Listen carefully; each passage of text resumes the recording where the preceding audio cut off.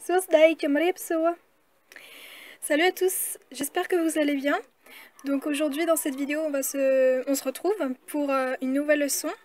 On va apprendre à lire le cambodgien avec la consonne DAO. C'est parti. Donc c'est parti. On va commencer la 14e leçon. Merien ti dapbuon.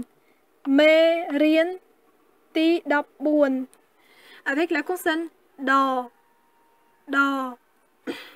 Comme d'habitude, nous allons lire DAO accompagné de toutes les voyelles.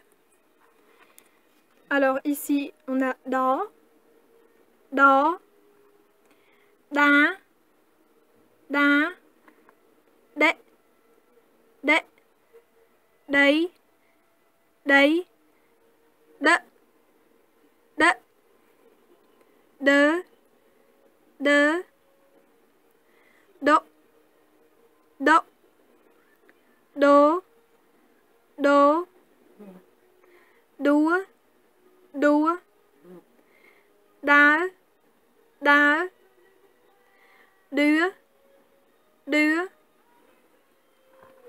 DIA, DIA, DE, DE, DAI, DAI, DAI, DAI, DAO, DAO, DAO, DAO, DUM, DUM, DUM, DUM, DUM, DUM, DA, DA, DO, DO, DE, DE et DO, DO. Donc voilà. Ensuite, nous avons une petite liste de mots. Ici, je vous précise que tous les mots ont une signification dans cette liste. Donc, comme d'habitude, je vous donne la signification à la fin, puisque l'important pour un débutant, c'est pas tant de savoir la signification, mais plutôt de savoir lire.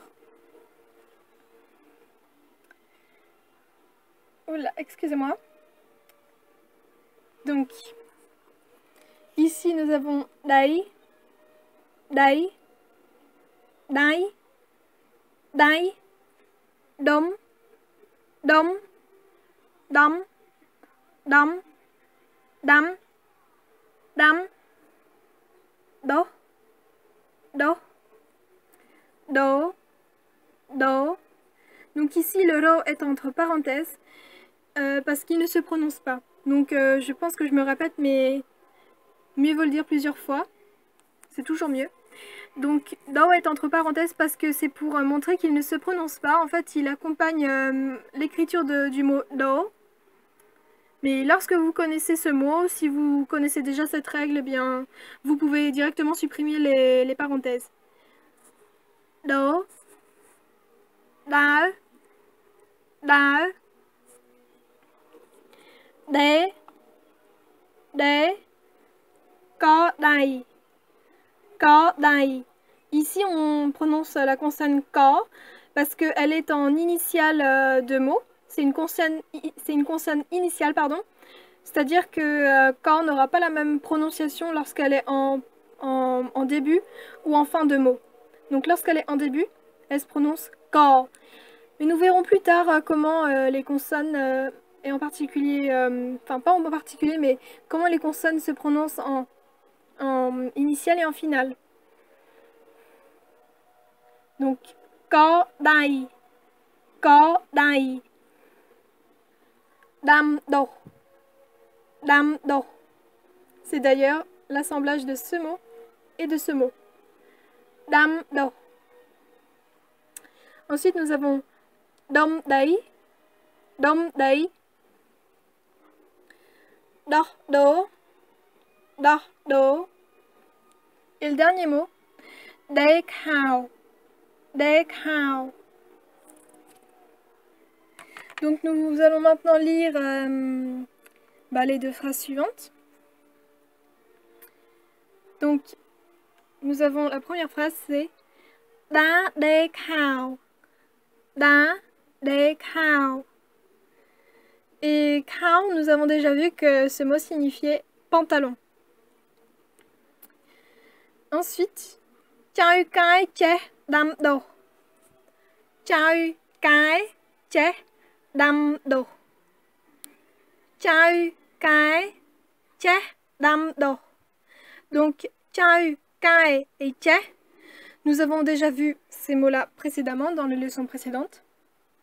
Donc, chơi c'est le petit enfant, la petite fille, le petit-fils. Kai c'est un prénom de garçon. Che c'est savoir, la capacité en fait. C'est pas le savoir au sens de connaissance. Che c'est savoir au sens des capacités. On peut faire quelque chose, on est capable de faire quelque chose. Donc ça, ce sera che. Et puis donc, chơi cái che đam đồ.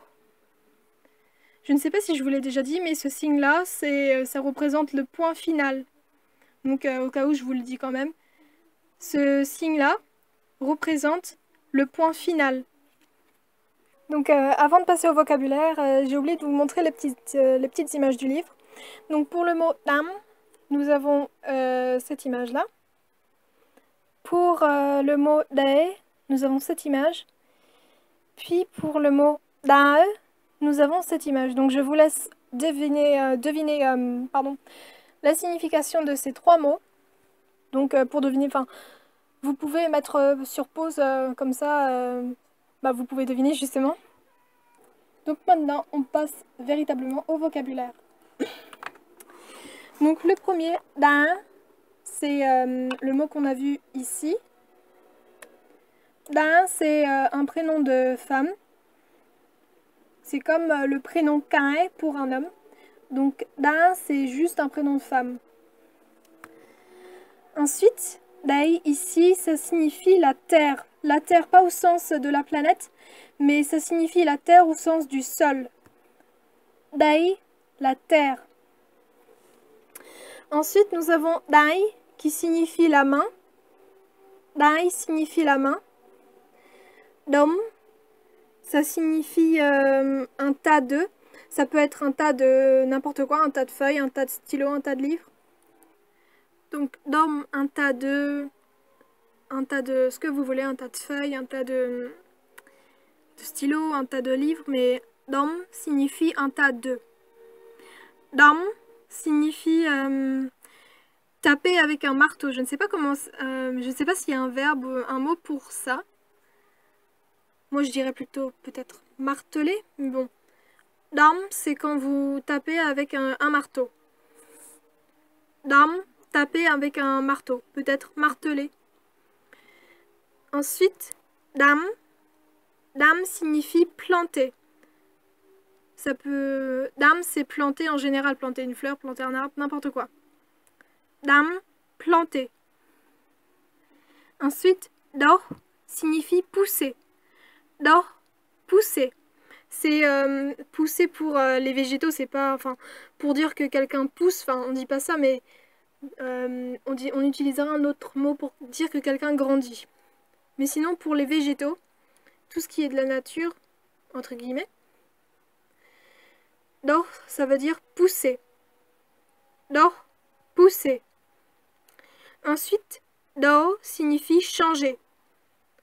Do signifie changer. Ensuite, nous avons dae. Dae signifie marcher. Marcher au sens de... de marcher en fait, c'est pas au sens de fonctionner. Dae, c'est marcher tout simplement. Quand on se déplace. Ensuite, dae, ça signifie coudre. Dae, coudre. Que ce soit à la main ou à la machine. Ensuite, ko dai. Ko dai signifie le poignet. Ensuite, dam do signifie... en fait, c'est...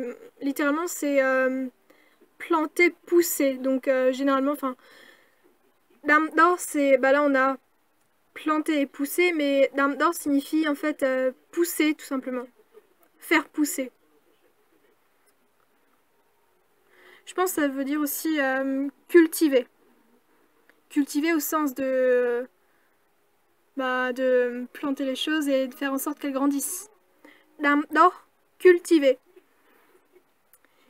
Ensuite, dam day, c'est un tas de terre. Ensuite, excusez-moi, nous avons... oula, il y a un petit bout qui est caché.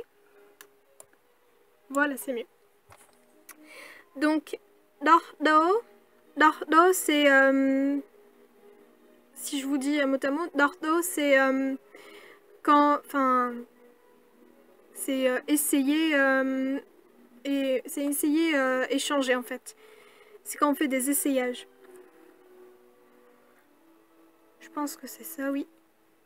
Dar c'est enlever et do c'est changer. Donc do, je vous dirais que c'est en fait essayer puis changer. Enfin, essayer, ouais. C'est très... Je pense qu'on dirait comme ça en français. En fait, on essaie quelque chose et on change. Je sais pas s'il y a un verbe qui traduit ça en français. En tout cas, do c'est essayer quelque chose, puis changer, parce que cette chose ne nous plaît pas. Do.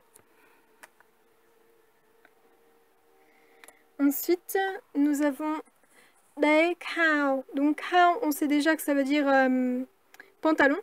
Day, on sait déjà que c'est coudre. Donc day cow, c'est coudre un pantalon. Ou recoudre un pantalon.